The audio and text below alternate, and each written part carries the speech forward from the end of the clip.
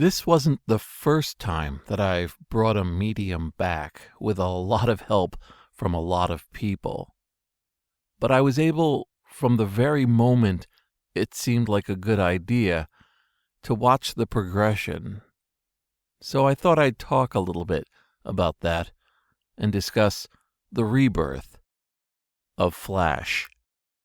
This is Jason Scott Talks His Way Out of It, a podcast about technology, history, and getting myself out of debt. Thanks to Daniel Boyd, Peter Healy, and the hundreds of other supporters on Patreon and elsewhere who have been supporting me and helping me get out of debt. I became aware of Flash as a plug-in and part of the web the same way a lot of people did.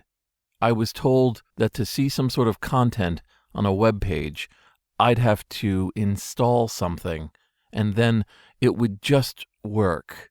I'd get animation, video, audio in my browser. It would seem like a movie or a television, and I'd never have to think about it again. The proposition was enticing, and the rewards were great. Depending on when you come into the web, Flash is either something that's always been there, or you remember the moment it became part of the web. And it changed utterly our relationship to web pages. They were originally HTML files dictating to us through a set of directives that were all put under a worldwide standards group how we were going to see text and images, maybe some audio, in a very few rare cases some video, and it would all just work, bend to the will of the different devices being used to view it. It was that very specific, universal feel that made the web so magical.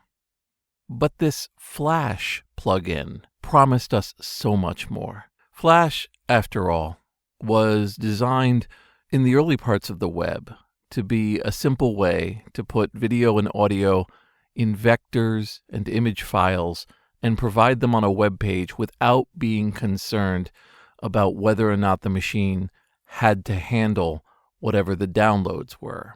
Flash promised us it would just work.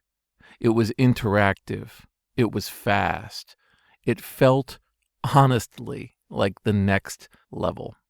Between 1999 and 2005, Flash ruled the roost, really without any peer or competition. Microsoft attempted something called Silverlight. There were some built-in browser features that attempted to take on Flash, but it was unquestioned that if your company wanted to do something with what they called a rich multimedia experience, you were going to have to do it in Flash. But there were two problems. It was a black box. It was a program that came from a company called Macromedia, later Adobe, and you had to just trust that this exe file was going to make things work. Additionally, only Flash decided what Flash was. If there were bugs or changes in how things worked, people had to adjust to it on Flash's time.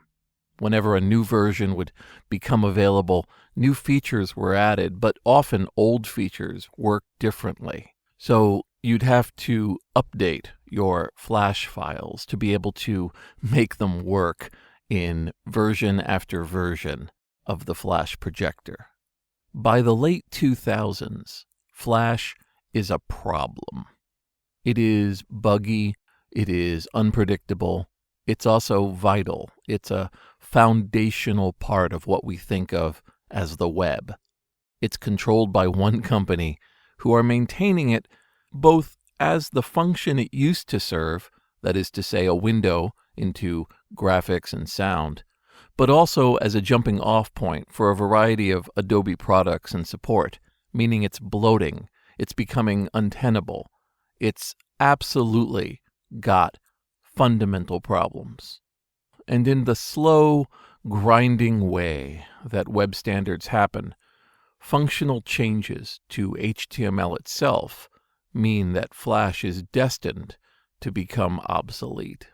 Some people, with the fundamental nearsightedness of history and hindsight, decide that the death of Flash comes with the Steve Jobs letter about Flash not being installed on the new iPhone, iPad, and other devices being made by Apple, because Jobs had determined that a majority of problems with their systems were coming out of bugs with Flash. Ultimately, this causes a huge controversy, but it's said that is the fundamental start of the decline and the death of Flash. In 2011, Adobe decides they are going to end-of-life Flash at some point.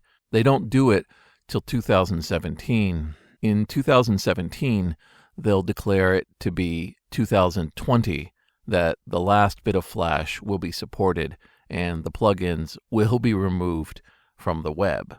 Let's just take a moment to talk about everything Flash was.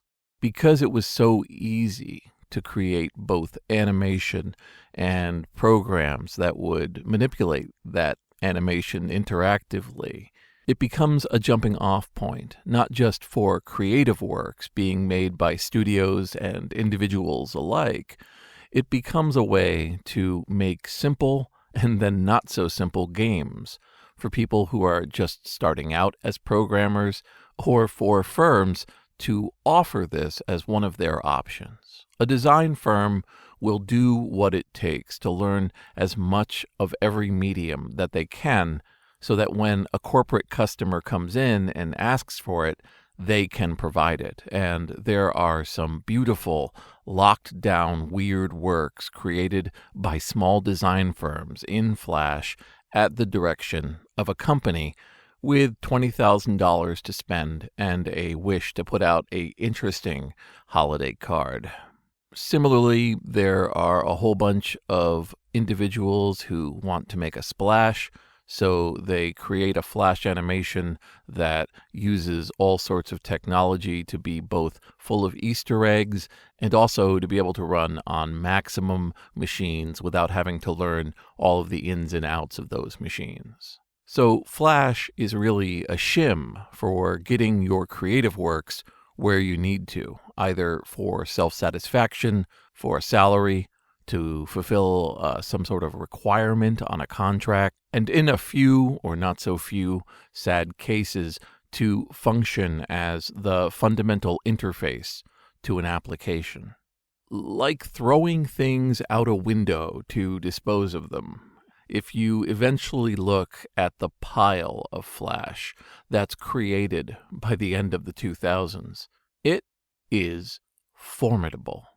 It's hundreds of thousands of individual works, ranging from truly original creations all the way down to clones and also-rans and somebody experimenting with somebody else's decompiled Flash and making some parody or weird version of the original. It becomes, in other words, an entire medium. So the 2011 announcement by Adobe is met with a healthy amount of skepticism and a small amount of hand-wringing about what it all means. The definitive 2017 announcement is what really sets things going. Now, you see, we're in a situation.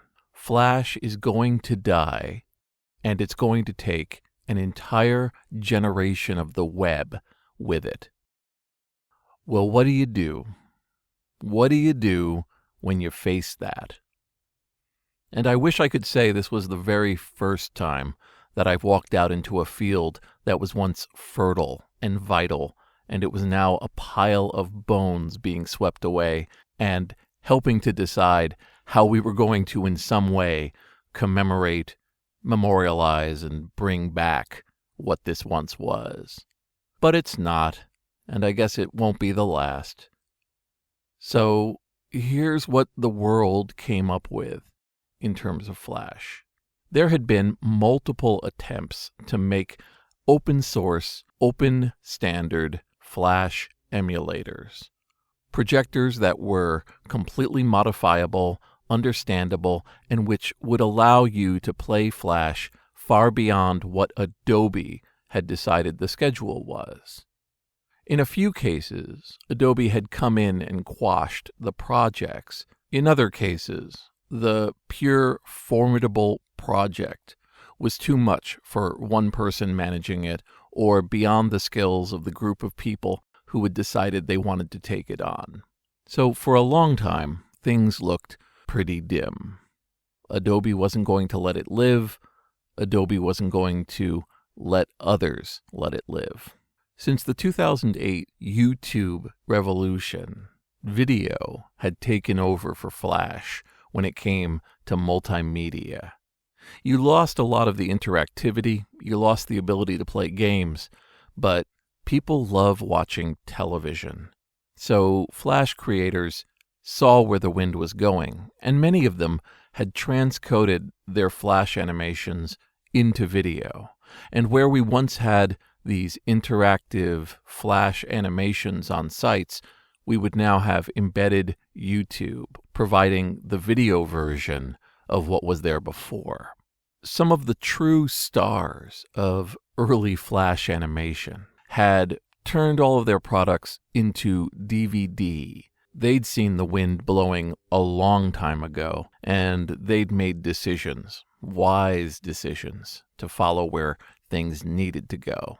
But this left in the lurch thousands, tens of thousands, hundreds of thousands of works done by teenagers in their spare time 20 years ago, by studios no longer around, by people who had no incentive to figure out how they were going to make these SWF and other files live again. And I was concerned. We'd been collecting SWF files since the beginning. The Wayback Machine has millions of these files gathered over the decades from all sorts of domains, both living and dead, and it was possible, we'd proven this, to extract the SWF files out and be able to run them through a player. So we knew in some way that the evidence wouldn't be gone forever. But that's not how people work. You had to make old software live again as easily as possible, using as few clicks as possible, and with as little trouble, if you were going to have any hope of it becoming part of the modern conversation. It's one thing to tell people you have to go grab the file, download this program that will probably play the file, download these support files for the program, and hope for the best, and then come back and discuss it in any depth. This was something we had addressed with the emularity. But where were we going to find a Flash emulator? Now here's what happened. Earlier this year, somebody decided to try to jam a Flash emulator into the emularity, the emulation framework we had at the Internet Archive. They'd gotten it wrong, fundamentally wrong, but not in a way that was embarrassing or bad, just trying to make a bunch of technologies work together that were having no conversations. So I took what they'd done, messed around with it, discovered that I had problems with it, and at that point, I started to gather people. This is how I learned about the Ruffle project. Ruffle is yet another attempt to emulate Flash, but it has a lot going for it. It's being run by a nonprofit group. The developers have wide-ranging and deep experience with application development, and it's dedicated to getting it right the first time. They've been studying the spec, they've been trying to understand exactly how Flash does what it does, and then building it from the ground up with as much clean, original code as possible. And I found them very easy to work with. So I proposed that the Internet Archive start using it. It took about 12 hours to get Ruffle working in the emularity on the Internet Archive. From that point on, it became a race. I knew people would figure it out, and in fact, within a day or two, Some of the more hardcore followers of the Internet Archive had figured out not only that we emulated Flash, but how we did it, and they began uploading their own copies. I also knew it was a race to find as much of what would be the canonical Flash that represented the standard idea of what Flash was. Moving through bundles of zip files and finding classics and figuring out which ones were the good versions and which ones had been modified, building some sort of framework of collections and defining things as animation, games, toys. This was how I spent a month. For people who I know are going to think about Flash for about 90 minutes. People start up an animation that everyone tells them they should try. It's funny. They laugh. They're done. It's what people call disposable, but what they really mean is that it's transient entertainment. That's the majority of Flash for people. So you want to set up a display case for people where they come in, see some of the things that they remember, enjoy them, say that it's all a good endeavor, well worth their time, and then move on. Now, there's a project I haven't mentioned yet, and it's called Flashpoint. It's run by Blue Maxima, who is an archive team member, and it's an attempt to get all web-based animation up and running on your local machine in a fast, dependable, compatible way, and to be able to take in entire ecosystems from the 1990s and 2000s. This is not an emulator. This is an actual recreation of an operating system to play various original applications on in a protected environment and be able to run the original files with original output and accurately represent what's gone. It is, and I stress this, many times more ambitious than what we're doing with emulating Flash. It's one thing to have a spec, and even though it's complicated, involved, and needs a lot of skill, you're still focusing along one vector. You have one very specific environment, and you're trying to recreate it as best you can. What Flashpoint's doing is collecting literally hundreds of gigabytes of files, trying to sort, curate, figure out how well they work, and then make them playable across dozens of individual versions of players, and making sure the whole thing doesn't come crashing down in redundancy, misery, and slog. They've been at it for years, and they've got years of work ahead of them. I salute everything about Flashpoint. In the Internet Archive's smaller, more focused project, people have learned that we have this going on, and thousands of people have come wandering in. The audience is growing daily. There's the usual comments of, call me when you have this, and we usually do, or people asking why we would even want to do this, or using these original works as a way of talking about your own experience with them. That is the function of a library, of an archive, to be a platform for people to come into contact with older pieces of expression they otherwise would have to go through a lot of effort to get their hands on, and then letting them fly with it, improvising, writing, considering, sharing. There's absolutely nothing wrong with this. I think it's really just amazing that the Internet Archive can play a part in society like this. The fact that all of these works are coming back again, that they're becoming part of the conversation again, and I see things that are 10, 15, 20 years old, delighting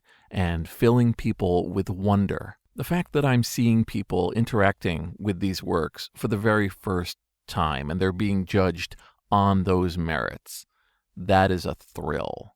And now that I'm down in the trenches, looking at clone after clone, playing game after game whose entire purpose is to serve as an ad for orange juice or a design company or a television network, I know that for all their silliness, their disposability, their lack of being the center of the conversation, I'm really enjoying feeling the very same things I felt when I first played with Flash decades ago. That sense that you probably weren't going to see something special, but with every click to start it playing, you might just encounter something that you'll remember forever. This is Jason Scott Talks His Way Out of It, thanks to Emilio Oliveira, Forrest Fuqua, James Bekoyanu, Mark Pilgrim, Scott McGrady, Scott Roseanne, and Wayne Arthurton, along with the hundreds of other supporters on Patreon and elsewhere who have been supporting me and helping me get out of debt. If you go to the Internet Archive, look up Software Library Flash, you will see a steadily growing set of animations, toys, games, and who knows what else. Besides what I'm putting in, people are coming from all over the world with all sorts of zip files containing flashes that mattered to them and which they stored away impulsively years ago because they felt that someday they'd be needed again.